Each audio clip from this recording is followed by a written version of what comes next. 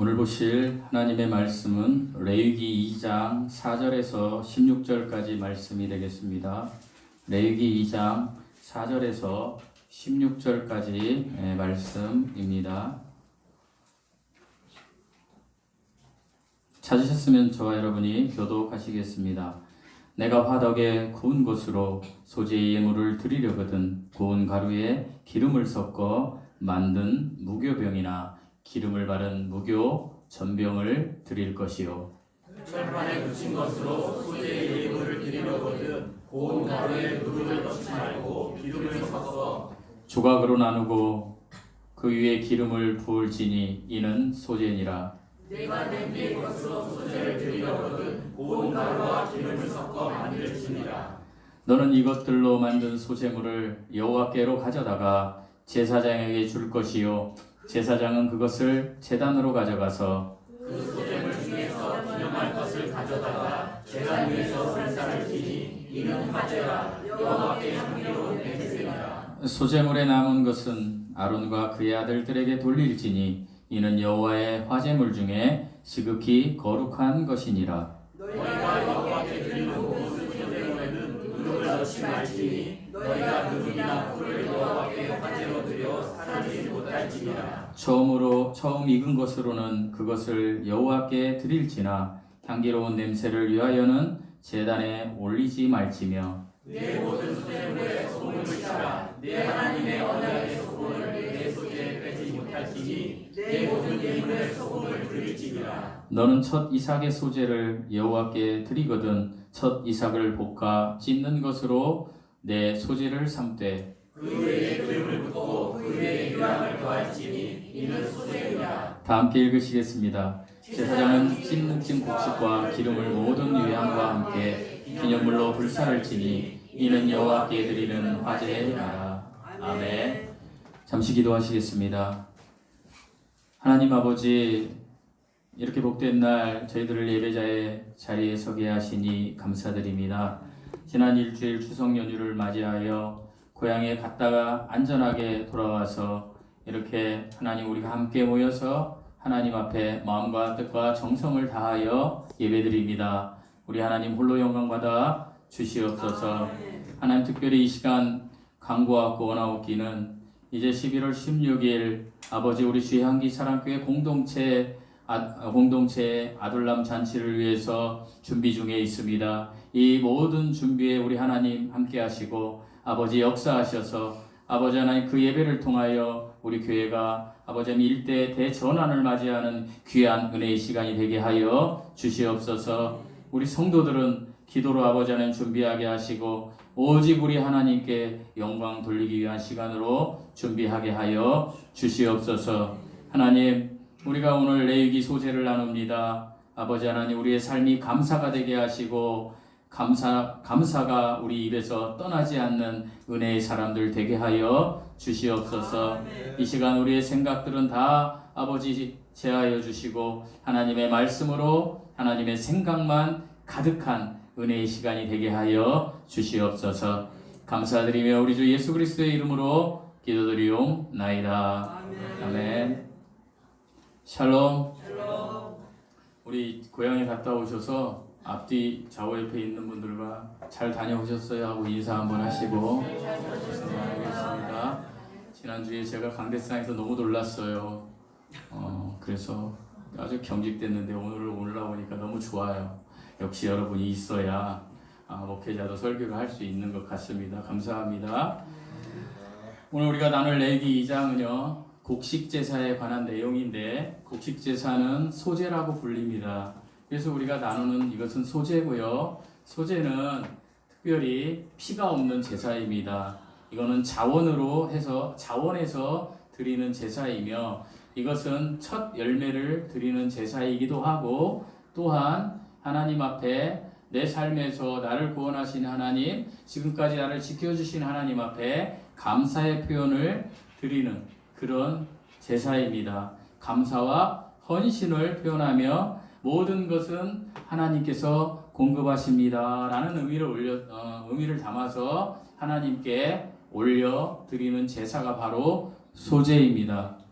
여러분 소제가 여러분이 드릴 제사이겠죠? 하나님이 대답이 작네요. 하나님이 지금 우리에게 속한 이 모든 것을 공급하신다 라는 것에 감사로 드리는 제사가 소제라는 말씀입니다. 이 소제 곡식 제사는요, 고운 가루에 기름을 섞고, 그리고 지난주에 나눈 게 뭐예요? 유향을 두어서 하나님께 드린다고 말씀드렸습니다. 그래서 일부는 제단에서 태우고, 그리고 태워서 하나님 앞에 그 향을 올려드리는 거예요.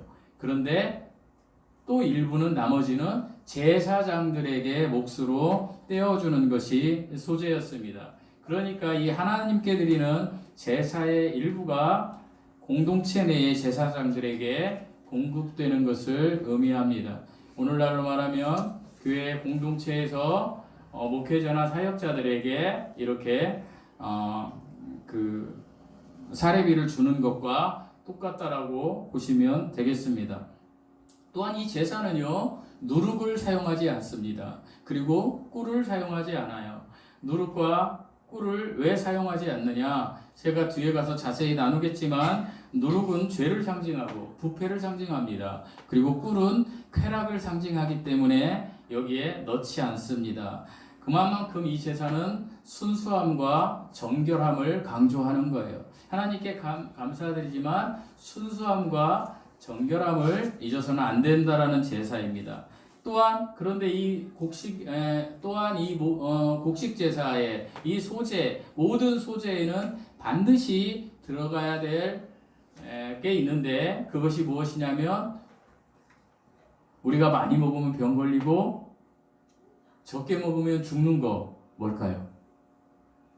술. 예? 뭐라고요? 술? 소금입니다. 소금. 소금 안 먹으면 죽고 많이 먹으면 뭐 안 좋다고 하잖아요. 그런데 이 소금은요, 반드시 들어가야 됩니다. 제가 뒤에 가서 또 이 소금에 대해서 나누겠지만, 소금은 무엇을 상징하기 때문에 반드시 들어가야 되느냐? 하나님과의 영원한 언약을 상징합니다. 하나님께서 우리에게 영원한 언약을 주신 것을 상징하기 때문에 반드시 소금이 들어가야 한다라는 것입니다. 아멘?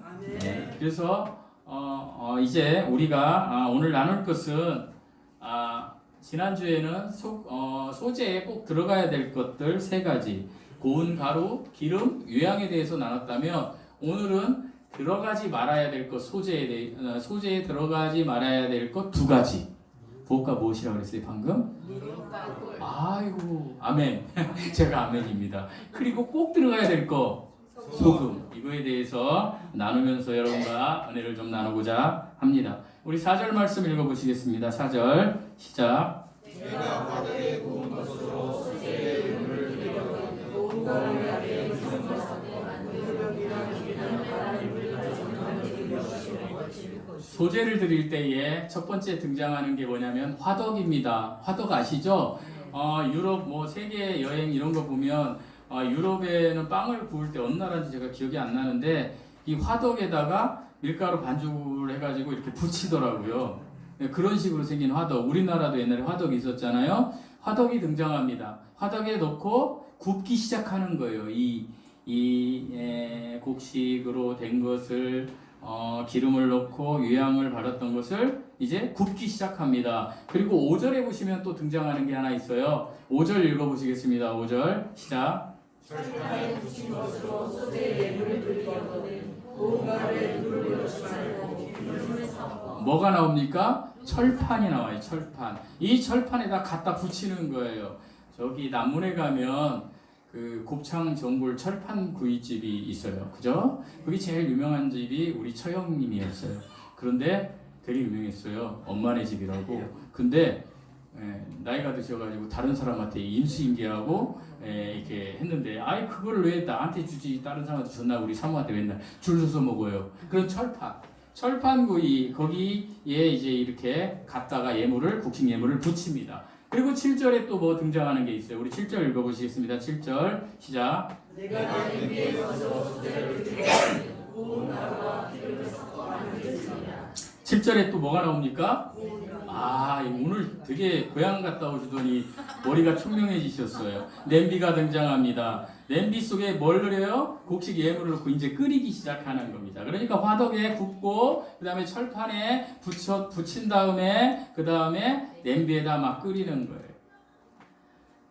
그런데 이 소재에는 아까 말씀드린 대로 하나님이 두 가지를 금하셨어요. 하지 말아라, 거기에 넣지 말아라 하는 게 첫 번째, 절대 쓰지 말라는 게 누룩이었고, 두 번째가 꿀이었어요. 그러면 누룩을 왜 넣지 말라고 하나님이 했을까요? 누룩은 죄를 상징합니다.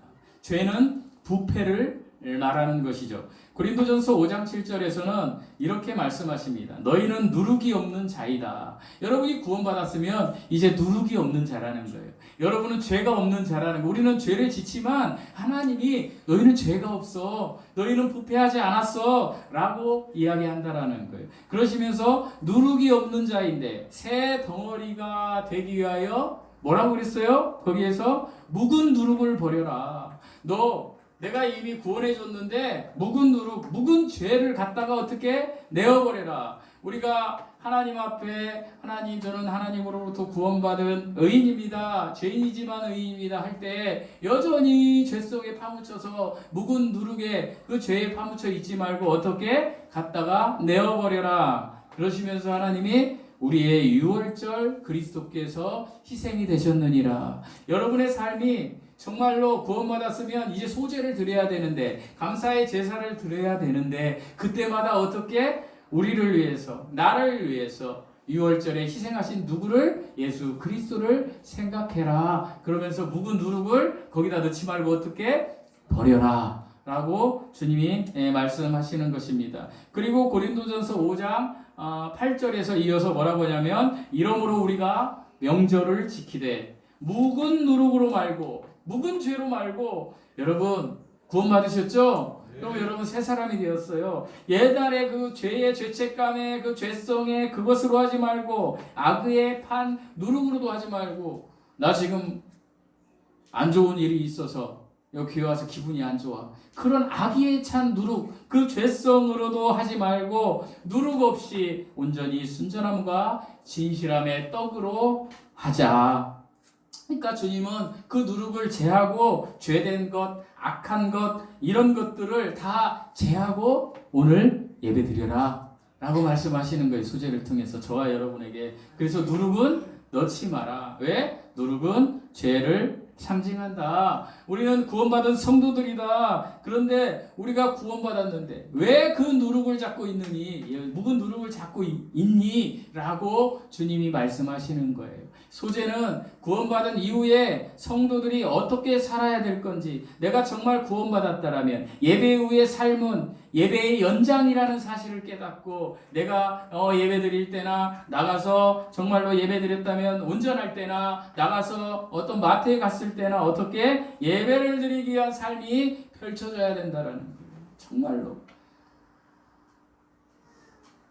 잘 안 돼요, 그게. 목사도. 그런데 은혜가 안 되지만 준비하지 않은 또 설교를 잠깐 하겠습니다. 지난주에 묵은 누룩을 가진 제가 저 모습을 발견했어요. 요즘 제가 몸을 관리하느라고 아침에 그릭 요거트를 먹습니다. 추석이 지나고 문을 열었길래 그릭 요거트를, 우리 사모님께서 왜 또 저런 얘기를 하나 하실 건데, 여러분 저도 이러니까 여러분도 그런 분들이다 생각하시고 묵은 누룩 가지지 말라고 제가 얘기하는 거예요. 제가 지난주에 묵은 누룩을 한 번 또 덥석 먹은 적이 있어서 회개하는 의미로 말씀드립니다. 제가 이제 LG마트에 갔어요. 저희 집 옆에. 그랬더니 이제 1+1을 하더군요. 그 풀무원에서. 그래서 그릭 요거트를 아이고 1+1 많이 샀어요. 많이 사가지고 우리 사모가 매일 그래요. 유통기한이 긴 걸로 사와. 그래서 보니까 좀 길어. 그래서 사가지고 기쁜 마음에 운동하고 이제 그 계산대를 갔어요. 셀프 계산대가 2개가 돼 있더군요. 여기 계신 분이 사람이 있는 데가 하나 있고, 근데 셀프 계산대로 갔어요. 근데 이쪽 계산대에는 어떤 분들이 계산하고 있었고, 제가 셀프 계산대 이제 1+1 싸게 사니까 틱틱틱틱 안 찍히는 거예요. 이게 왜 안 찍히지? 그래서 제가 여쭤봤어요. 이렇게. 그랬더니 아이 그거 고장 안 났을 건데 다시 해보세요. 그래서 다시 또 찍찍찍 근데 안 되는 거예요. 그래서 다시 이제 왔어요. 왔는데 그 셀프 계산대 아니 그 사람이 있는 데에 아무도 없었어요. 아무도 없어서 제가 저기요 이거 좀 찍어주세요. 안 되는데 그러니까 사람 보고 그분 보고 찍어달라고. 근데 그분 인상이 추석 명절 이후에 그 마트를 열어서 그런지 인상이 이랬어요. 막 성질 난 것 같아. 나한테 성질 난 것 같아요. 그 여자분이 화가 많이 나 있더라고요. 부부싸움을 하셨는지 아니면 회사를 나와서 기분이 나빴는데 막 화가 나셨어요. 근데 저더러 이리 주세요 그러더라고요. 그래서 이제 이렇게 이제 많이 샀어요. 이렇게 주는데 갑자기 이쪽에서 사과 한 박스를 산 할아버지가 이렇게 다리를 저시는 거예요. 근데 이게 사과 무거운 거야. 할아버지가 이렇게 오셔요. 그러니까 이분이 되게 이분이 그 모습을 보더니 잠깐 기다리세요 그러는 거 저보고 이 할아버지 먼저 좀 해드리겠다는 거예요. 그래서 제가 누굽니까? 또 목사 아닙니까? 그래서 또 제가 흔쾌히 예. 이제 왔는데 이 할아버지가 이게 카드를 내는 게 아니라 돈을 하나씩 꺼내시는 거예요. 32,000원인데 시간이 꽤 갔어요. 이게 이제 저는 거기 서서 기다렸어요. 나는 오늘 왜 선한 일을 하면 기분이 좀 좋잖아요. 내가 또 선한 일을 하고 있구나. 기분 그러니까 이제 새 누룩으로 없는 걸로 새 마음으로 이렇게 있는데 할아버지가 이제 끝났어요. 할아버지가 추석 용돈을 받으셨는지 10,000원짜리 3장에 2,000원짜리 2개도 아니고 막 1,000원짜리하고 5,000원짜리 막 이렇게 해가지고 32,000원을 하니까 시간이 꽤 갔어요. 근데 이제 그게 한 어느 정도 갔어야 하니까 조금 짜증날 정도의 시간이 갔습니다. 그래서 제가 이제 그러니까 이제 끝났으니까 저를 해야 되잖아요. 제가 한번 양보했으니까. 그래서 제가 이제 찍어주세요. 그랬더니 갑자기 이분이 또 다시 그 할아버지한테는 겸손하더니 제가 좀 보기가 안 좋았는데 인상을 또 탁 쓰면서 저희가 사세요 그러는 거예요. 그렇게 봤더니 고장났던 셀프 계산대에는 사람이 없고 그 이쪽에서 계산했던 손님이 가셨어요. 이제 하고. 그러니까 이제 제가 거기 가서 하면 되는 거예요. 그러니까 이제 그래? 이제 갖고 갔어요. 또 낑낑대고. 그래서 찍어요 또. 이거 안 되는 거예요.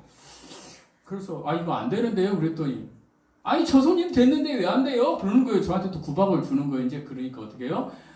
부분 누르기 싹 올라오는 거죠. 제가 이걸 참아야 되는데 우리 사모는 이 설교를 지금 굉장히 듣기 싫어할 텐데 그날 갔다 왔더니 우리 소원이도 그 마트 가서 얼마나 좋아하는데 당신이 그러고 왔으니 막 이렇게 하던데 물론 그래서 내가 또 멋퉁이를 들었으니까 또 찍었습니다.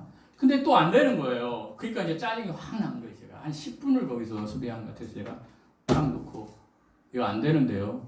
그러면 이제 보통 이렇게 와서 해주시잖아요. 그랬더니 그거 되는 건데 그러고 거기 서서 그래요. 그래서 제가 그 다음 다 얘기할 수가 없네. 목은 노래 딱 가지고 와서 그 계산대 딱 놓고 지점장 오라고 하세요. 지점장 오라고 하세요. 그랬더니 저 이제 톤이 큰 소리는 안 했어요. 처음에 지점장 오라고 하세요. 딱 그러니까 이분이 벌써 경직되잖아요. 이 사람이 왜 이러지? 경직이 딱 되더니 지점장님 막 불러요. 근데 그때가 9시 40분인가 그러니까 막 오픈해서 지점장님이 이렇게 물건을 막 이렇게 정리할 때니까 마트가 커요 거기가. 그러니까 안 오시는 거예요. 그게 또 5분이 흘렀어요. 손님은 많이 없었어요.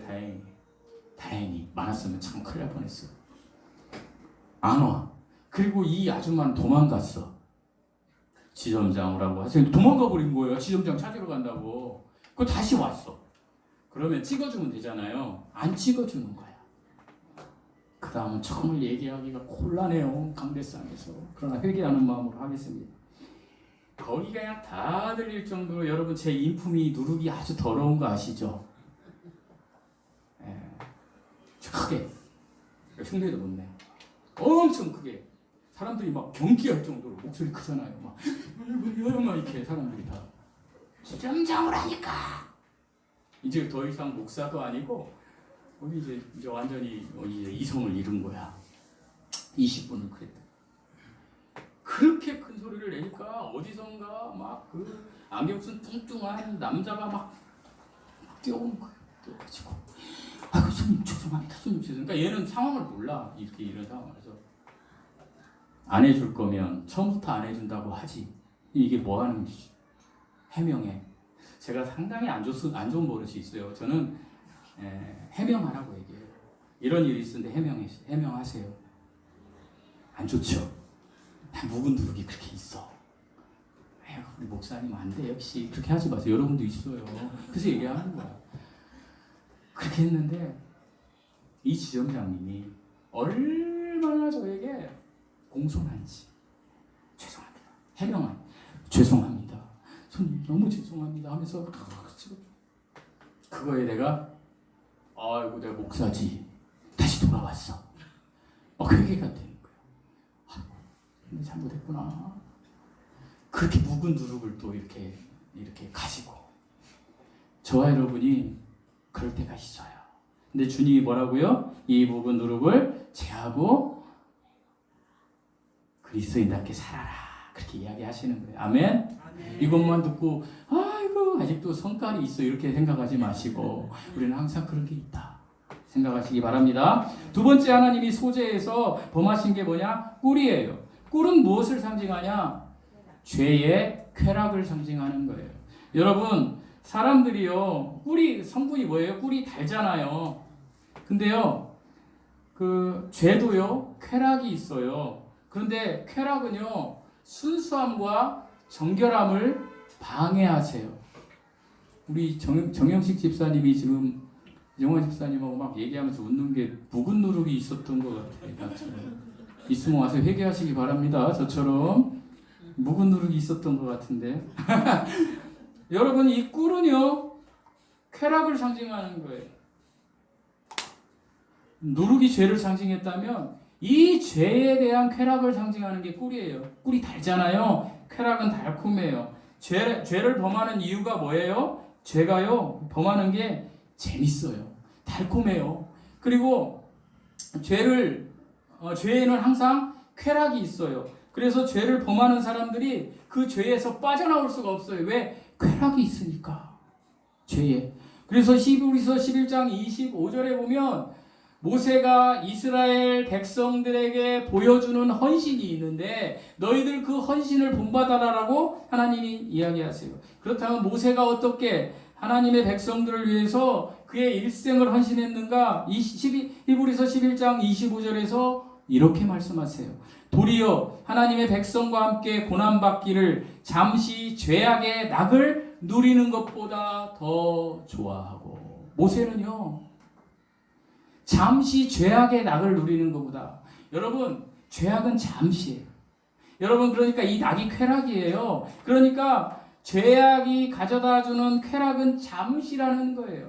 우리는 모세처럼 이 땅에 살면서 예수 그리스도 때문에 고난의 길을 가면서 기뻐해야 되는 거예요.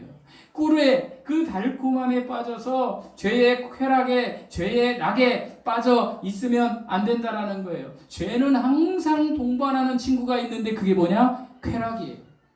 죄가 동반하는 친구는 쾌락이에요. 그러니까 이 쾌락 때문에 사람들이 죄를 범한다는 거예요. 쾌락은 그런데 영원히 즐거울까요? 여러분 쾌락이 영원할 것 같죠? 죄 때문에 내가 누리는 쾌락이 아니에요. 일시적이에요. 쾌락은 잠시일 뿐이에요. 조금 있으면 그 쾌락 때문에 엄청난 고통을 겪어요. 여러분 마약을 하는 사람들이 마약을 하면 뽕 맞았다고 기분이 좋은데 나중에 어떻게 되는지 잘 아시잖아요. 몸이. 여러분 뭐 술을 먹는 게 죄는 아니에요. 그렇지만 내가 정말 하나님 앞에 담배를 피우는 것도 죄는 아니에요. 그런데 내가 정말로 하나님 앞에 내가 구원받은 자고 은혜 입은 자라면 점점점 그것도 죄라고 생각할 정도로 내가 가야 되는 거예요. 그런데 술이나 담배를 피우면 어떻습니까 여러분? 쾌락이 와요. 나는 담배를 안 피워서 모르는데 담배 핀 사람들이 그러더라고요. 화났을 때 그걸 피면 묵은 누룩 저 같은 것이 말로 안 나오고 이게 된다고 하더라고요. 내 친구들이. 그게 되나 봐요. 되나요? 아, 담배 피는 분이 없구나. 여러분 그런데 그 담배 피고 그러는 게 왜 안 좋아요? 몸으로 안 좋은 거예요. 폐암 걸리는 거예요. 술 쾌락이죠. 아이 뭐 성령 받는 거하고 술 취하는 거하고 똑같잖아 이렇게 얘기하면서 이야기하는 사람들이 있어요. 그렇죠? 성령 받으면 어떻게 해요? 창피한지도 모르고 쥐어 막 이러고 춤추고 그래요. 술 먹은 사람들도 빨개 벗고 춤추고 막 그래요. 나이트클럽 같은데 옛날에 가보면 똑같은 거예요. 그러나 그 죄의 뿌리에서 이 세상에서 나오는 그런 것들의 쾌락은 어떻게 나중에 고통과 고난을 주는 거예요, 여러분. 그래서 하나님께서는 우리에게 그것을 금해라. 그러니까 우리의 삶에서도 그것을 금해라 라고 우리에게 교훈적으로 이야기하시는 거예요. 이 사실을 인지하시고 여러분의 삶에 누룩을 넣지 마십시오. 죄성, 묵은 누룩 특별히 넣지 마십시오. 왜요? 6월절 어린 양이 저와 여러분을 구원시켜주고 우리의 죄를 다 전가받아서 가셨기 때문입니다. 아멘? 그리고 우리가 구원받았다면 이제 달콤한 꿀, 죄의 달콤한 꿀을 따먹으러 다니지 마십시오. 그 쾌락을 위해서 정말 성경 읽는 게 어렵고 기도하기가 어려워도 내가 나중에 영원히 나에게 즐거움을 주고 기쁨을 주는 것, 그리고 나도 기쁘지만 하나님을 기쁘게 하시는 것은 말씀과 기도뿐이다. 그렇게 생각하시고 세상에서 주는 그 쾌락, 잠시 주는 것들 단호하게 끊어버리시고 그리고 하나님 앞에 돌이켜져서 정말 하나님 보시기에 귀한 은혜의 사람들이 되시기를 축원드립니다. 그 다음에 마지막으로 이제는 소재에 반드시 들어가야 할 것이 있어요. 그게 뭐라고요? 소금입니다. 우리 13절 말씀 읽어보시겠습니다. 13절 시작. 내 모든 소생을 내 하나님의 언약의 소금을 내 소재에 뺏지 못할지니 내 모든 예물의 소금을 돌리주시라. 아멘. 소금은 하나님의 언약의 소금이라고 그래요. 그러니까 소금은 하나님과 영원한 언약을 상징하는 거예요. 여러분 언약이 뭐라 그랬어요? 제가 출애굽기 레위기 나오면서 여러분 언약은요 어떤 사람들은 약속이다, 복 주시는 거다, 막 다 맞아요. 그런데 축복해 주는 거다, 뭐 이렇게 얘기해요. 맞아요. 그러나 그거보다 더 큰 의미가 있어요. 이 언약은 결혼이에요. 하나님이 우리와 결혼하시겠다는 거예요. 그래서 출애굽기 25장부터 하나님이 이스라엘 백성을 불러서 출애굽기 40장에 성막을 지쳐. 왜 성막을 지어요? 주님이 신부인 우리들과 함께 살기 위한 그 성막을 지으시는 거예요. 그리고 모세를 부르시는 게 레위기예요. 와이크라 레위기 부르시는 거예요. 여러분 그러니까 하나님의 언약은 그냥 결혼이에요. 그러니까 영원한 결혼이에요. 저와 여러분이 예수 그리스도를 믿었다면 우리는 예수님의 신부가 된 거예요. 이 언약이에요. 이것을 상징하는 게 뭐라고요? 소금이라는 거예요. 그런데 소금의 성질은 부패하지 않는, 그리고 변하지 않는, 보존되는 그러한 특성이 있어요. 소금은요 변하지 않아요. 계속 보존돼요. 그럼 소금이요 녹아서 없어져도 거기 있는 데를 이렇게 찍어서 먹으면 달아요, 짜요? 짜요. 소금은 맛을 잃지 않아요. 하나님은 우리에게 그걸 이야기하시는 거예요. 너 구원받았니? 그러면 너의 삶에 소금을 치듯이 하나님의 영원한 언약을 기억하면서 네가 신앙생활해서 네가 정말로 이 교회에, 이 공동체에, 그리고 너 주위에 있는 사람들에게 네가 예수 그리스도의 이름으로 헌신했던 그런 것들이 일회성 헌신이 되어서는 안 된다. 단회성 헌신이 되어서는 안 된다. 부패하지 않고 영원히 보존되는 평생의 헌신이 되어야 된다라고 이야기하시는 거예요. 그렇다면 어떻게 살아야 할까요? 하나님 앞에 변하지 말아야 돼요. 우리가 인간적으로 어떤 일을 하면 우리는 변하게 되어 있어요. 그러나 그런 일들을 하나님 앞에 하면 우리는 변할 수가 없어요. 사랑하는 성도 여러분, 제가 지난 추석 연휴에 하나님의 말씀을 묵상하고 기도하면서 특별히 지난주에 여기 8명 예배 드렸어요. 나 진짜 울 뻔했어. 다 고향 가셔가지고. 하나님이 저에게 지난주에 2가지 은혜를 주셨어요. 첫 번째, 네가 예배자가 되라. 제가 새벽에 큐티 하는데 하나님 아들남 잔치에 오늘 아들남을 위해서 목사님하고 저는 기도 많이 할 거 아닙니까? 권사님들도 하시죠? 하나님 성도들을 좀 이렇게 하는데 하나님 어떤 마음을 주냐면 한 명도 안 와도 네가 예배자가 되라. 복음에서 벗어나지 말고. 지난주에 복음에서 제가 좀 벗어났잖아요. 좀 벗어나지 말고 네가 예배자가 돼. 아무도 없어도 네가 예배자가 되라. 그런 마음을 주셔서 너무 감사했어요. 그리고 회개했어요. 그리고 금요기도회 때 목사님 설교를 듣고 막 기도를 들어가. 막 기도를 하는데 목사님이 여기에서 우리 아들남을 위해서 기도합시다. 근데 막 아들남 주여 아들남 잔치에 사람들을 보내주시고 대전환이 되게 하시고 하는데 갑자기 내 마음에 기도 중이야. 야, 너는 그동안 큰 교회 다녔었잖아. 보니까 제가 큰 교회를 다녔더라고요. 평신도 때. 목사가 되고 나서부터 작은 교회 다닌 거야. 목사가 되고 나서 개척하는 목사님 돕는다고 거기 가서 있었고, 그리고 제가 또 개척해서 있었고. 왜 주님 목사가 돼선 작은 교회 다니고 있는데요? 제가 이렇게 마음으로 대답을 했어요. 그랬더니 주님이